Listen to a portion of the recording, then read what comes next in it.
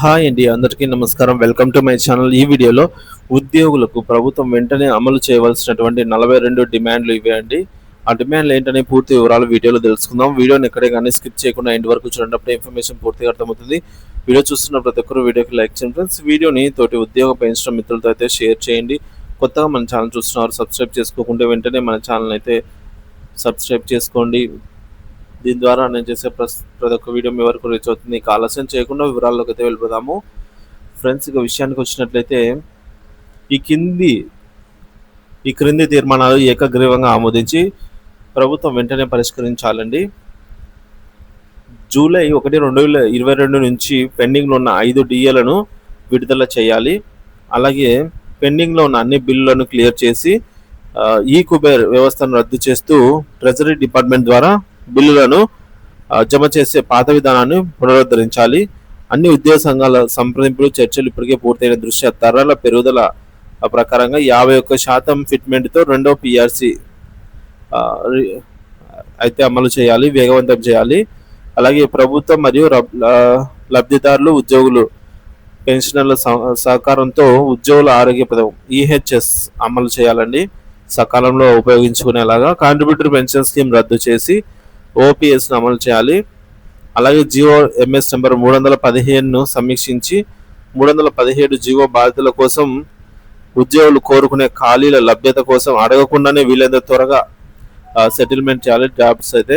అలాగే ఉద్యోగుల సమస్యల పరిష్కారానికై గౌరవ ముఖ్యమంత్రి రేవంత్ రెడ్డి గారు ఉద్యోగుల జేసీ నాయకులను వెంటనే పిలిచి సమస్యలు పరిష్కరించాలి అనేది కోరడం జరిగింది. ఇక ఉద్యోగుల జేసీ జిల్లా స్థాయి కమిటీలను ఏర్పాటు చేయాలని తీర్మానించడమైనది.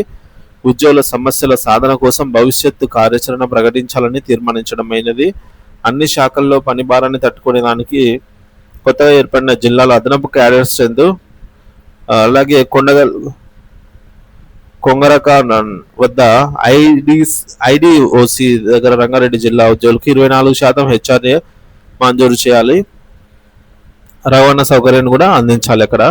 అలాగే కాంట్రాక్ట్ అవుట్సోర్సింగ్ ఉద్యోగులను క్రమబద్ధీకరించి మరియు భవిష్యత్ రిక్రూట్మెంట్లో కాంట్రాక్ట్ వ్యవస్థను అయితే రద్దు చేసి డైరెక్ట్గా రెగ్యులర్గా అయితే జాయిన్ చేసుకోవాలి. సర్వశిక్ష అభియాన్, ఎస్ఎస్ఏ వంటి కేంద్ర ప్రాయోజిత పథకాల్లో పనిచేస్తున్న ఉద్యోగులకు, కాంట్రాక్ట్ ఉద్యోగులకు క్రమబద్ధీకరణ, ఉపాధ్యాయులకు ఏకీకృత సర్వీస్ రూల్స్ అమలు. అలాగే సార్వత్రిక ఎన్నికల ప్రారంభానికి 2 నెలల ముందు అమలు చేయబడిన బదిలీలను రద్దు చేస్తూ పాత స్థానానికి బదిలీ చేయడము.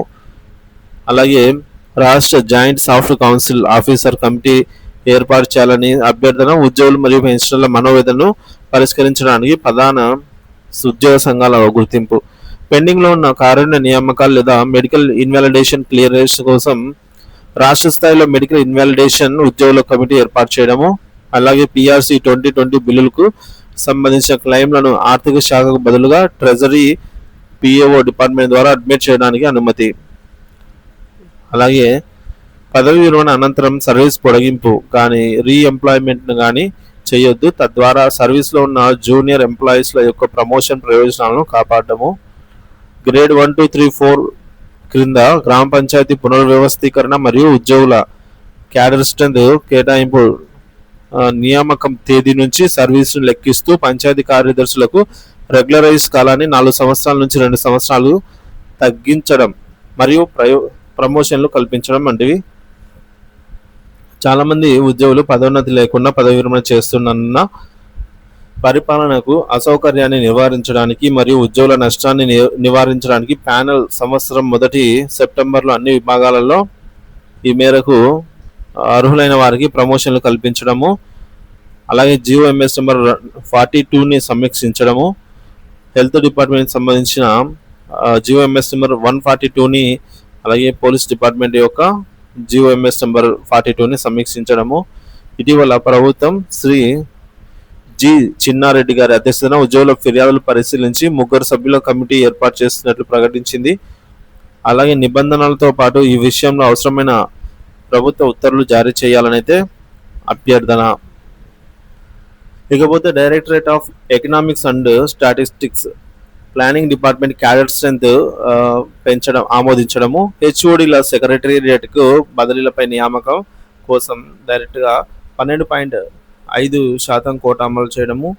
ఇక షేర్లింగంపల్లి మండలం గోపన్నపల్లి గ్రామం వద్ద సైట్ నెంబర్ 37లో ఉన్న టీఎన్జిఓ ఫేజ్ 2 యొక్క 101.02 ఏసీ స్థలాలను టీఎన్జిఓ ఎంఏసిహెచ్ఎస్ లిమిటెడ్కు షేర్లింగంపల్లి మున్సిపాలిటీ రంగారెడ్డి ప్రభుత్వానికి కేటాయిస్తూ ఉత్తర్వులు.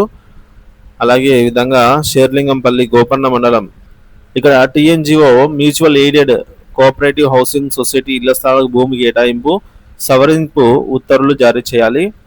ఏపీలో పనిచేస్తున్న తెలంగాణ క్లాస్ 4 ఉద్యోగులను మిగిలిపోయిన సుమారు 50 మంది సభ్యులను మరియు 9వ 10వ షెడ్యూల్ నందు పనిచేస్తున్న తెలంగాణ ఉద్యోగులను తిరిగి తీసుకురావడము. జిల్లా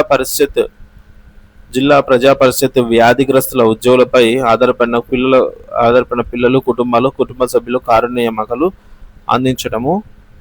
ఇక రాష్ట్రంలోని మోడల్ స్కూల్ మరియు రెసిడెంట్ ఈ విధంగా విద్యా విధాన పరిషత్ గ్రంథాలయ సంస్థ మార్కెటింగ్ కంపెనీ ఇక్కడ ఈ సంస్థల్లో పనిచేసే ఉద్యోగులకు 010 హెడ్ అకౌంట్ ఆఫ్ ద్వారా జీతాల చెల్లింపులు. నర్సింగ్ డైరెక్టరేట్ మంజూరు చేయడము. రాష్ట్రంలో 2.5 లక్షల మంది పెన్షనర్ల సమస్యలను పరిష్కరించడానికి ప్రత్యేక పెన్షనర్స్ డైరెక్టర్ని అయితే ఏర్పాటు చేయడం. అలాగే ఏసీబీ మరియు విజిలెన్స్ డిపార్ట్మెంట్ వారి ద్వారా నమోదైన కేసులను త్వరితగతిన వేగవంతం చేయడము. తద్వారా ఈ విధంగా విచారణ తర్వాత నిర్దోషాన్ని తేలితే విధుల్లోకి తీసుకురావడము పెండింగ్ లేకుండా. ఎస్సీ ఎస్టీ ఉద్యోగులు ఉన్నత విద్యలను పొందేందుకు ఓడి సౌకర్యాన్ని అందించడానికి జీవో నెంబర్ 342ను పునరుద్ధరణ. మరణించిన విఆర్ఏ యొక్క కుటుంబ సభ్యుల కారుణ నియామకాలు. అలాగే విఆర్ఏ విఆర్ఓలను ఎంపిక ప్రకారం రెవెన్యూ శాఖ తిరిగి తీసుకురావడం మరియు వారి మునుపటి సీనియారిటీ ప్రకారం వారి సేవలను రెవెన్యూలో క్రమబద్ధీకరించడము.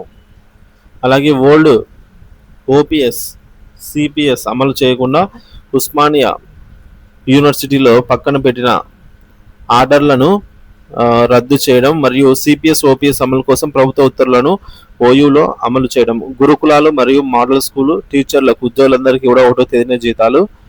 అన్ని జిల్లాల డిఈఓ పోస్టుల విద్యాశాఖలో అన్ని అసెంబ్లీ నియోజకవర్గాలకు డిప్యూటీ ఈఓ పోస్టులను అన్ని కూడా ఎంఈఓ పోస్టులు మంజూరు చేయడము. ఇక క్లాస్ 4 ఉద్యోగుల అన్ని ఖాళీలను డైరెక్ట్ రిక్రూట్మెంట్ ద్వారా పూరించడము. ఇక ఎంజీఎన్ఆర్ఈజిఎస్ ఉద్యోగులకు టైం స్కేల్ మంజూరు. లాస్ట్ అండ్ ఫైనల్గా అవుట్ సోర్సింగ్ కార్పొరేషన్ ఏర్పాటు చేయాలి అని అయితే ముఖ్యంగా ఈ 42 డిమాండ్లు తక్షణమే అమలు చేయాలని అయితే ఉద్యోగులు కోరుతున్నారు. సో దీనికి సంబంధించి ప్రభుత్వము స్పందించాల్సిన అవసరం అయితే ఉందన్నమాట.